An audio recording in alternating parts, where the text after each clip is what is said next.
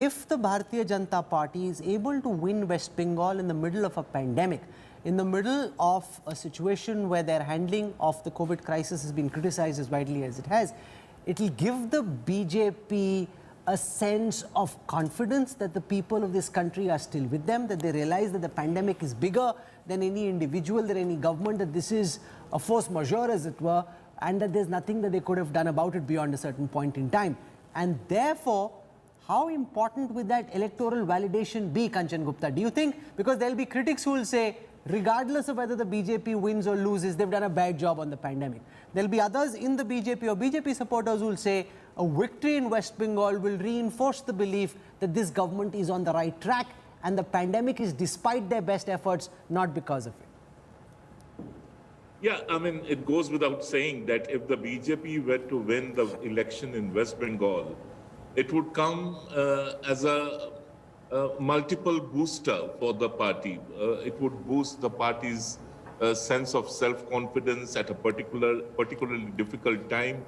It would also create a sense among those who have been supporting the party, its own workers, its own organization people, that the pandemic by itself will not have a lasting impact on Mr. Modi's popularity.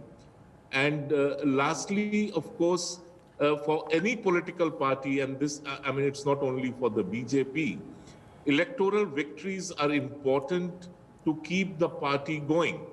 Unless you win elections, a certain sense of despondency, listlessness sets in. And I think Congress would be a good example where you keep on losing elections and a sense of despondency, we can't do it, we can't win.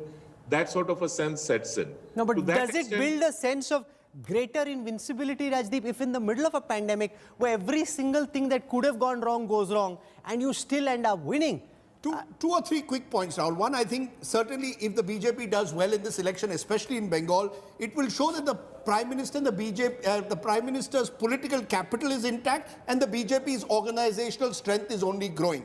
On the other hand, it doesn't mean that your moral stature has grown. I believe COVID must be seen as a moral challenge. We are making a mistake by seeing COVID purely in political terms. When our politicians go and address these large gatherings, don't allow masking, don't have social distancing, this winner takes all, elections have to be won at all costs, I think your moral standing is weakened, both internationally and domestically. Your political capital is another game, because politics is about choosing between two sides.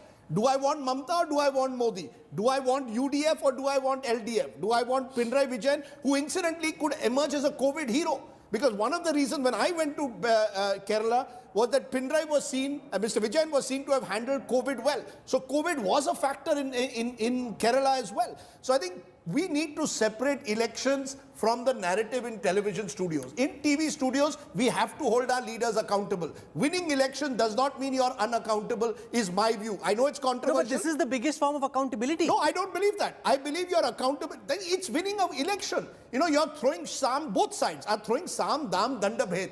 Good luck to them. That's their job. I'm not... Look at the Congress on the other hand. No, but I agree that the Congress, if they lose, for example, Rahul... No, which is the bigger court? A TV studio or the People's Court? No, I think the People's Court gives you political capital.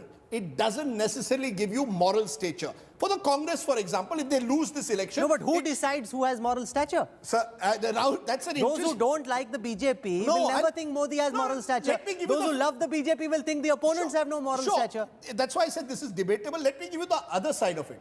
For the Congress, just as BJP is looking at Bengal as its big prize in this election, for the Congress, it is critical to win one of Assam or Kerala, and certainly Kerala. Because look, history, for 40 years, governments have changed every 5 years. It's supposedly the Congress's turn. What if the left wins Kerala? Where does this leave Rahul Gandhi politically? In the ocean.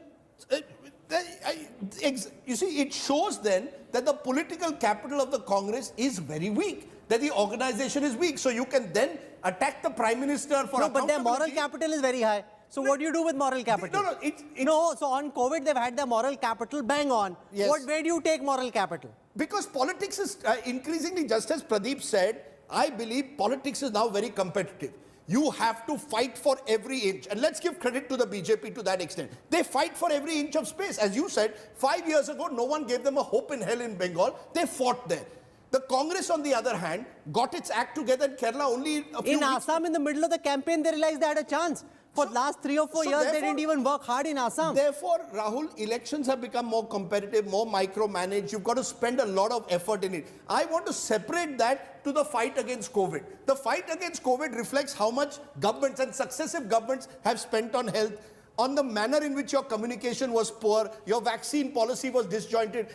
These are issues which need not necessarily play out in an election. But Sandeep Shastri, regardless of the morality we attach to the results, the fact is what happens on the 2nd of May will be seen as a political referendum of sorts. And if the BJP does well, the government and its supporters will go back thinking we're on the right track, COVID is an aberration. If the BJP does badly, then the messaging will be the opposite. This is a reality, you can't run away from it. Would you agree?